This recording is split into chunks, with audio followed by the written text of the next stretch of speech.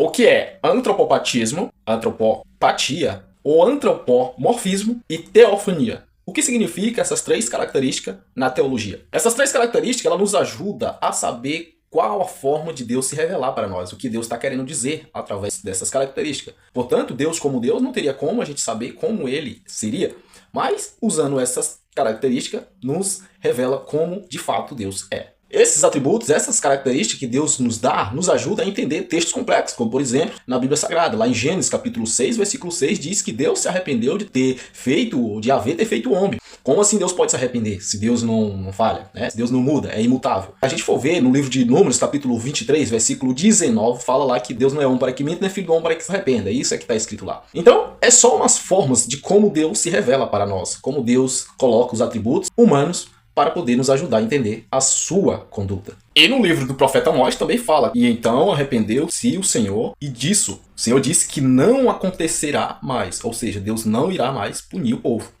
Parece uma contradição, né? Mas não é não. A palavra antropomorfismo deriva da raiz grega das palavras. Antropos vem de humano e morfismo vem de forma. No entanto, a atribuição de característica humana e física ou sentimentos vem da divindade. E o primeiro, que é a antropopatia, é quando Deus, ao se revelar, ele vai usar alguns sentimentos humanos, assim de dar clareza aos homens, assim de dar clareza a nós. Compreensão para nós da sua intenção, o que ele está pensando ali. Seja ela, por exemplo, boa ou ruim. Seja ela, por exemplo, da sua indignação. Deus pode estar indignado, ele tem que atribuir algum sentimento humano na antropopatia. Porque ele atribuindo esse sentimento vem de uma indignação ou de alguma mudança espiritual dos homens. Mas para se fazer cognoscível e compreensível, Deus utilizou também alguns sentimentos humanos para se revelar. Segundo, já o antropomorfismo é quando Deus utiliza uma forma humana para se revelar. O antropopatismo é quando Deus usa sentimento humano, e aqui no antropomorfismo Deus já está usando uma forma diferente.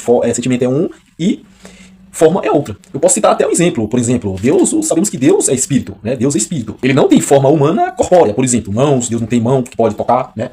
Não tem braços, olhos que a gente pode tocar, boca, né? Então, ele não tem forma corpórea. Isso é antropomorfismo. Como, por exemplo, quando a Bíblia diz: as mãos de Deus estão estendidas sobre nós. Os olhos do Senhor estão sobre toda a terra, por exemplo, né? Ele ali está apenas utilizando uma linguagem antropomórfica. Ele usa dessa forma humana, dessa linguagem, até para nos mostrar, a fim de nós podermos compreender um pouco da sua vontade, um pouco da sua natureza e um pouco do seu ser. E já a teofania são as manifestações visíveis de Deus. Como, por exemplo, a gente pode ver que Deus se manifestou em forma humana, em forma angelicais, e até mesmo em formas, usando elementos naturais da própria natureza. A gente vê que Deus se manifestou na sarça ardente, Deus se manifestou ali nos anjos na fornalha. Então, assim sucessivamente, meu querido. Para entendermos a Bíblia, precisamos saber dessas três características dadas por Deus. Tá? Deus abençoe, forte abraço e até o próximo para mais vídeo.